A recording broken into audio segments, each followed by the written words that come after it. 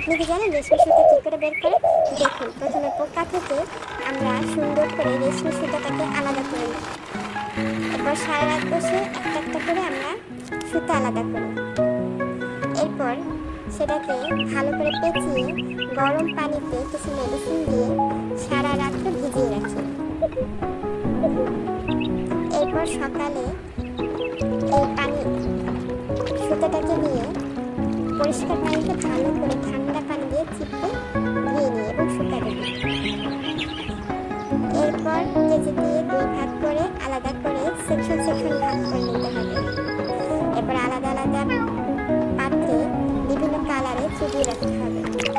এরপর পরিষ্কার পানিতে ধুয়ে আবার শুকাতে দিতে হবে। বিভিন্ন কালারের হয়, কালো, হলুদ, লাল, নীল। এরপর আমরা কাজ করার জন্য প্রথমে একটা আর্ট ক্রিয়েট করি। এরপর ভালোভাবে একটা সুন্দর কাপড়ে আমরা যে আর্টটা করবো এটা প্রসেস করে নিই।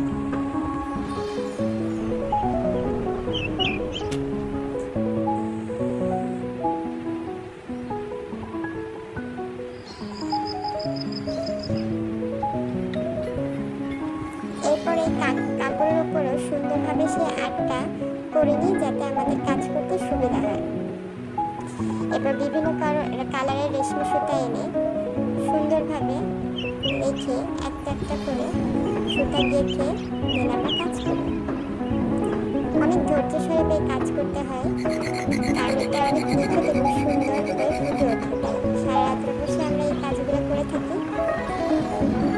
তারা সারা রাত্রে এই কাজগুলো করে থাকে এবং সুন্দর করে এর কাজ ফুটে ওঠে।